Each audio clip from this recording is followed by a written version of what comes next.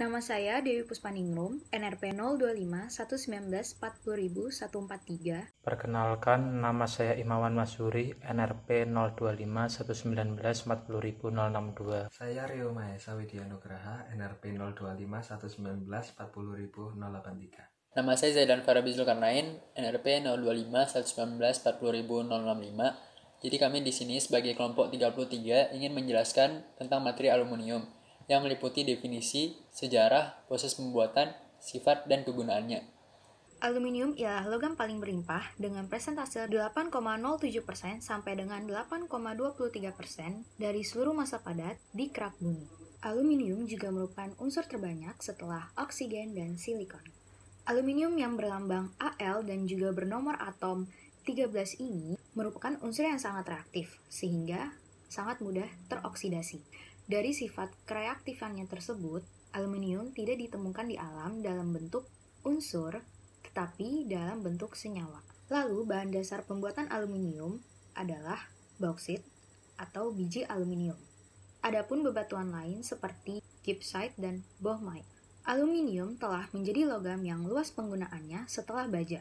Yang paling terkenal adalah penggunaan aluminium sebagai bahan pembuat pesawat terbang, yang memanfaatkan sifat ringan dan kuatnya. Sejak berabad lalu, aluminium telah memiliki arti penting dalam sejarah perkembangan peradaban manusia. Berikut adalah sejarah aluminium. Pada tahun 1782, Lavoisier telah menduga bahwa aluminium merupakan logam yang terkandung di dalam alumina. Pada tahun 1808, Humphrey Davy, seorang ahli kimia Inggris, menamai aluminium sebagai alum. Ia menemukan bahwa aluminium dapat diproduksi oleh reduksi elektrolitik dari alumina atau aluminium oksida, tetapi tidak berhasil dalam membuktikan teori pada praktek. Pada tahun 1821, biji sumber aluminium atau bauksit ditemukan di Prancis Selatan. Pada tahun 1825, Ørsted berhasil memisahkan aluminium murni dengan cara memanaskan aluminium klorid dengan kalium amalgam dan kemudian memisahkan merkuri dengan cara destilasi. Pada tahun 1886, Charles Martin Hall melarutkan alumina dalam lelehan kriolit pada temperatur 960 derajat Celcius dalam bentuk kotak yang dilapisi logam, karbon, dan melewatkan arus listrik melalui ruang tersebut yang menghasilkan aluminium murni. Pada tahun 1888, Carl Joseph Bayer menemukan cara memperoleh alumina dari bauksit secara pelarutan kimia.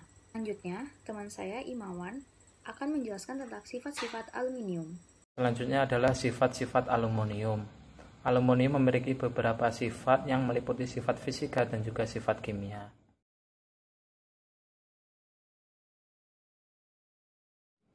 Untuk yang pertama, sifat fisika aluminium. Aluminium merupakan logam yang relatif lunak, ringan, ulet, tahan lama, dan mudah ditempa. Selain itu, logam aluminium yang baru ditempa memiliki penampilan keperakan mengkilap yang lama-kelamaan warna memudar menjadi perak abu-abu kusam. Aluminium juga memiliki massa jenis 2,70 gram per cm kubik.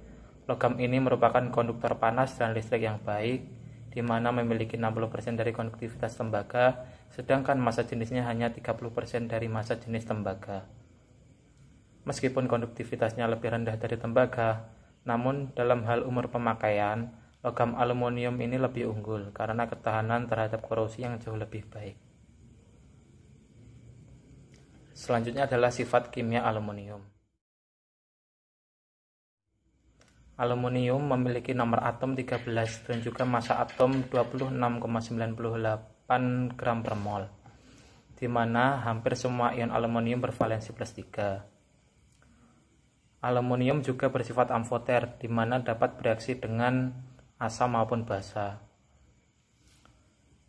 Selain itu, dalam identifikasi ion aluminium menghasilkan warna putih.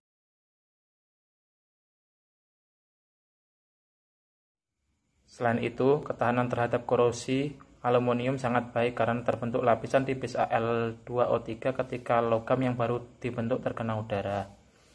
Lapisan ini sangat efektif mencegah oksidasi lebih lanjut karena kerapatan pori-porinya sulit ditembus oleh molekul oksigen dan air. Sekarang kita masuk ke pembuatan aluminium. Tahap pembuatan aluminium ada dua, yaitu proses Bayer dan proses Hall-Héroult. Proses Bayer merupakan metode yang digunakan dalam dunia industri untuk memproduksi alumina dari bauksit. Bauksit hanya mengandung sekitar 30-60% aluminium oksida, dan sisanya merupakan campuran silika, berbagai besi oksida, dan titanium dioksida.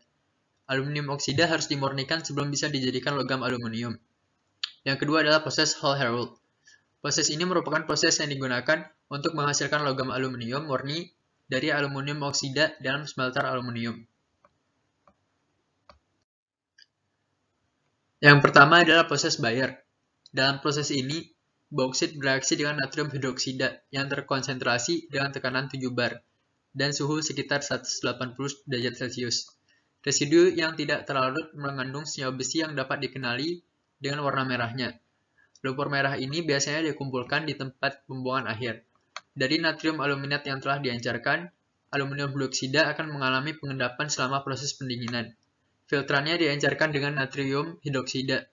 Suhunya diturunkan menjadi 78 derajat Celcius dan tekanannya dikembalikan seperti semula. Melalui proses inokulasi dengan aluminium hidroksida padat, aluminium hidroksida kemudian mengalami pengendapan dan sebagian dari aluminium hidroksida dapat diperoleh kembali untuk keperluan yang lain.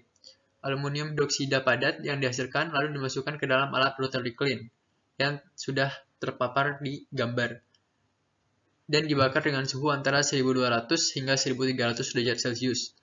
Dan dari situ dihasilkan aluminium oksida. Yang kedua adalah proses Hall-Héroult. Aluminium oksida yang telah dihasilkan dari proses Bayer dilarutkan ke dalam kriolit dan kemudian aluminium dihasilkan lewat proses elektrolisis lebur. Sebelum proses elektrolisis lebur, aluminium oksida yang titik leburnya 2045 derajat Celcius dicampur dengan kriolit Na3AlF6 untuk menurunkan titik leburnya. Campuran yang dihasilkan yang terdiri dari 80-90% kriolit kini memiliki titik lebur 950 derajat Celcius, sehingga proses elektrolisis lebur pun menjadi dimungkinkan. Dalam kenyataannya, lebih banyak CO2 yang dibentuk daripada CO. Aluminium merupakan salah satu logam yang banyak digunakan dalam kehidupan manusia. Lalu, apa saja kegunaan aluminium sehingga orang-orang menyebutnya sebagai logam multifungsi? Yang pertama sebagai bahan komponen listrik. Mengapa? Karena aluminium adalah material yang dapat menghantarkan listrik dengan baik. Contohnya dalam hal ini adalah kabel. Selanjutnya sebagai bahan konstruksi bangunan. Selain harganya yang lebih murah dan pemakaiannya yang lebih mudah, aluminium juga membuat konstruksi bangunan menjadi lebih ramah lingkungan. Contohnya dalam hal ini adalah kusen pada jendela dan pintu. Dan yang ketiga, sebagai bahan komponen otomotif. Proses manufaktur dengan menggunakan aluminium juga berjalan lebih mudah, karena sifatnya yang ringan dan mudah dibentuk. Aluminium dalam otomotif, contohnya pada bagian mesin dan velg. Selain yang disebutkan tadi, aluminium juga masih memiliki banyak kegunaan yang lain, seperti sebagai bahan pembuatan aluminium foil, peralatan memasak, dan masih banyak lagi.